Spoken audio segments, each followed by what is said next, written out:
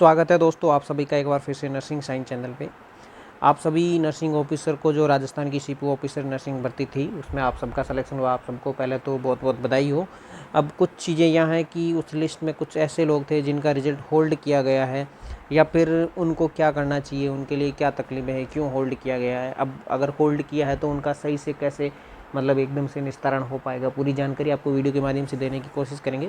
और finally joining कब तक मिलेगी, क्योंकि आचार संहिता लगभग 9 अक्टूबर को लगने की संभावनाएं हैं। ठीक है, तो सबसे पहले आपको बता देते कि एक जो चिकित्सा विभाग की तरफ से एक ऑफिशियली नोटिफिकेशन यानी उन्होंने जो प्रेस नोट दिया है, ये जो आपके सामने मैं दिखा रहा हूँ ये एक प्रेस नोट है आज की डेट का। ठीक है, तो इसमें क्या है प्रेस नोट में आप कंप्लीटली आपको सारी डिटेल के साथ में बता देता हूँ। ये है कि नर्सिंग और पैरामेडिकल भर्ती जो सीपू के द्वारा करवाई जा रही है उससे रिलेटेड ये आपका क्या रहने वाला है, एक प्रेस नोट है। ठीक है, तो उसमें क्या प्रॉब्लम है कि विभाग ने सारी चीज़ें पहले बताई है कि ये सारी जो लगभग 8 टाइप की पोस्टेज थी उसमें नर्सिंग ऑफिसर की भी आपकी इसमें इंक्लूड है। तो जिनके फॉर्म है वो लगभग आपके 5 मई से लेकर के 28 जुलाई तक भरवाए गए थे। उसके बाद में 6 अगस्त तक आपके पूरा का पूरा संशोधन हेतु आपको पूरी जानकारी दी गई थी उसमें।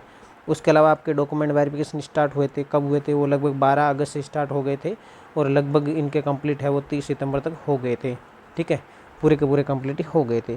उसके अलावा लगभग इन लोगों को जो बुलाया था लगभग 7 कैडर थे, तो उसमें 18,000 को अंतिम वरीयता सूची भी जारी कर दी गई है, जिसमें ये एक अपने आप में एक रिकॉर्ड है। हम इस चीज़ को मानते हैं कि भाई हाँ अपने आप में एक रिकॉर्ड है, क्योंकि बहुत ही कम टाइम में इन्होंने सारा की सारी डीवी करवाने के बाद में जो प्रोविजनल लिस्ट है वो भी आपकी जारी कर दी है, तो इसको हम मानते हैं। ठीक है, अभी तक जो सीपू द्वारा जारी की गई अंतिम वरीयता सूची में जिन अभ्यर्थियों का जो रिजल्ट है वो रोका गया है यानी कि होल्ड किया गया है, तो उन लोगों के लिए पहले उन्होंने ये खबर दी है कि उसकी क्या कारण है। उसके अलग अलग कारण हो सकते हैं, भिन्न भिन्न कारण हो सकते हैं।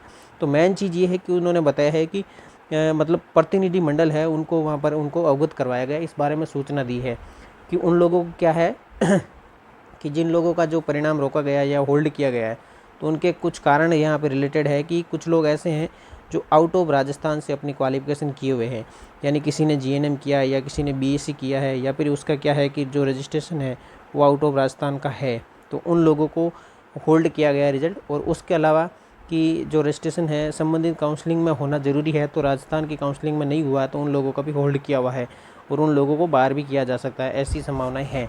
और उसके अलावा जो स्पोर्ट्स कैटेगरी बचती हैं तो उनको तो लगभग पूरा का पूरा होल्ड ही किया गया है। तो उसका क्या है कि ये लिस्ट जो है ना उसमें भारत सरकार संबंधित फेडरेशन या फिर आईओए यानी इंडियन ओलंपिक एसोसिएशन जो उनका क्या है वेरिफिकेशन अभी तक क्या है पेंडिंग है। और जब वो वेरिफिकेशन कम्प्लीट हो जाएगा तो आप लोगों का बिल्कुल भी फाइनल जो अंतिम वरीयता सूची आएगी उसमें आपका सिलेक्शन हुआ, आपकी पूरी लिस्ट आपको मिल जाएगी। ठीक है, उसके अलावा कुछ है वो पीएच वगैरह कैंडिडेट है यानी कि जो फिजिकली हैंडीकैप्ड है, तो उनका भी क्या है कि मेडिकल बोर्ड से जो परीक्षण रिपोर्ट यानी कि उनका जो टेस्ट किया गया था उसके अनुसार उनका एक्सपीरियंस सर्टिफिकेट का भी कुछ लोगों का है। और उसके अलावा यानी कि जो अपेक्षित सत्यापन यानी उनका जो वेरिफिकेशन होना है वो, ये सारे कारण मेन मुद्दे रहे थे। तो इन लोगों को घबराने की कोई ज़रूरत नहीं है। अगर आप एकदम से परफेक्ट है, लीगल है और आपको लगता है कि हमारा सिलेक्शन कोई भी नहीं रोक सकता है, चाहे कुछ भी हो जाएगा, हाँ थोड़ा सा समय ज़रूर लग सकता है, उस समय से आपको घबराना नहीं है। बस ये ध्यान रखना है कि आप एकदम लीगल हो, आपका एकदम डॉक्यूमेंट वेरिफिकेशन एकदम आप उस चीज़ पे अड़िग हो कि आपका एकदम से सही है, उसमें किसी भी प्रकार की आपने कोई हेर फेर नहीं की है या फिर आपको नहीं लगता है कि उसमें किसी भी प्रकार की कोई काट छाट हुई है। बस ये है कि थोड़ा समय लग रहा है पूरा पूर्ण रूप से वेरिफिकेशन होने में, तो उसमें आपको घबराने की कोई चिंता नहीं करनी है। ठीक है, उसके अलावा क्या कर रहा है कि सीपू इतना समय क्यों ले रहा है, ठीक है, तो उसका पीछे एक बड़ा ही रीज़न है। वो रीज़न आपको मैं यहाँ पर बता देता हूँ कि ये लोग क्या करेंगे कि एक प्रतिनिधि मंडल को यहाँ से कहाँ भेजेंगे, जो संबंधित विभाग है या फिर जो कॉलेज है या फिर कोई जो भी फेडरेशन है या फिर कोई मेडिकल जो पीएच वगैरह कैंडिडेट है तो उनका जो मेडिकल करवाया था उससे रिलेटेड उनका क्या है कि विभाग स्तर से उनको वहाँ पर भेजे जाएंगे और उनसे वहाँ के क्या हो जाएंगे, जो डॉक्यूमेंट वेरिफिकेशन करवाए थे उनको एकदम से लीगली वो वेरीफाइड हो पाते हैं या नहीं पाते हैं, उसके आधार पर उनका क्या है कि वेरिफिकेशन हो बचाएगा। और वो होने के बाद में आपका क्या हो जाएगा, अंतिम जो वरीयता सूची आएगी उसमें आपका फाइनली रूप से सिलेक्शन किया हुआ नाम आ जाएगा, तो फिर आपको कोई घबराने की बात नहीं है। ठीक है, उसके अलावा क्या है कि इसके लिए क्या है कि राज्यों से जो व्यावसायिक योग्यता यानी आपकी जो क्वालिफिकेशन है, चाहे जीएनएम हो चाहे बीएससी हो या फिर पोस्ट बीएससी है, तो उनके क्या है कि प्रमाण पत्रों के सत्यापन के लिए, उनके डॉक्यूमेंट को सत्यापन यानी वेरिफिकेशन करने के लिए एक टीमें बनाकर सीपू यहाँ से उन लोगों के पास में भेजेगी। उनके मार्कशीट है या फिर कोई भी डॉक्यूमेंट वेरिफिकेशन करवाने हैं तो उन संबंधित जितने भी विभाग है वहाँ पर उनको भेजा जाएगा। इसके अलावा खेल सर्टिफिकेट है वो भी जितने भी जो संबंधित फेडरेशन है, IOA या व्यापार सरकार से संबंधित है उनको वहाँ भेजा जाएगा और वहाँ से उनको वेरिफिकेशन करवाना बाकी है। एक बार उन्होंने एक प्राइमरी तौर पर यहाँ पर तो वेरिफिकेशन कर लिया है और उनके आधार पर जो अधिकतम हाई रैंक वाले लोग हैं जिनका सिलेक्शन होना लगभग फिक्स है, उन लोगों का क्या है डॉक्यूमेंट वहाँ पर एक बार डिपार्टमेंट में भेज कर भी वेरिफिकेशन करवाना ज़रूरी है। ठीक है, तो उसके आधार पर उन लोगों को वहाँ पर भेजा जाएगा और वहाँ से उनका वेरिफिकेशन होने के बाद में अंतिम वरीयता सूची में भी नाम ऐड कर दिया जाएगा।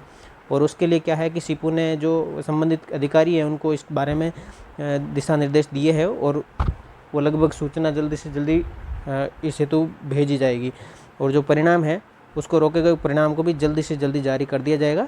और जारी होने के बाद में क्या है कि आपका फाइनली रूप से अंतिम वरीयता सूची में फिर जल्दी से जल्दी ज्वाइनिंग मिल जाएगी। लेकिन यहाँ पर समय की बात है तो समय कितना मिलेगा ये भी आपको, ये जो मैं रेड पॉइंट कर रहा हूँ इसको आप थोड़ा सा गौर करके देख सकते हो। मैं आपको पढ़कर भी सुना देता हूँ। क्या है कि विभाग द्वारा कार्य योजना बनाकर एक अंतरिम वरीयता सूची पर प्राप्त परिवेदना, यानी अभी 17 अक्टूबर तक जो लोग आप लोगों की परिवेदना मांगी गई ना, उन परिवेदना को भी एक अंतिम वरीयता में जोड़ने के लिए जो लोग अगर वैलिड है तो जो क्राइटेरिया को पार कर रहे हैं मेरिट को, उन लोगों को भी अंतिम वरीयता सूची में ऐड किया जाए। इसलिए उनको क्या है कि लगभग कितना टाइम लग जाएगा परिवेदना को लेकर के, ये डॉक्यूमेंट वेरिफिकेशन को लेकर संबंधित विभाग से डॉक्यूमेंट वेरिफिकेशन, ठीक है, यहाँ पर फिजिकली आपका हो गया, लेकिन जो संबंधित विभाग होता है उनसे भी एक बार DV करवाना जरूरी है क्योंकि कई लोग फर्जी होते हैं तो उन फर्जी लोगों को बाहर निकालने के लिए एक अच्छा ऑप्शन होता है कि संबंधित विभाग से उन लोगों को मैच करवाया जाए। ठीक है, उसके आधार पर लगभग 1.5 से 2 माह यानी लगभग आपका 45 से 60 दिन के अंदर अंदर आपका क्या हो जाएगा, अंतिम जो सूची होती है, अंतिम वरीयता सूची, वो निकालने की ये जल्द से जल्द कोशिश करेंगे। और ये एकदम परफेक्ट है और ये एकदम ज़्यादा घबराने की कोई चिंता नहीं है। लेकिन आप लोगों को बता देता हूँ कि उन लोगों को बिल्कुल भी घबराना नहीं है कि जो लोग एकदम से पूर्ण रूप से क्या है लीगल है, उनको किसी भी प्रकार की कोई भी दिक्कत नहीं है।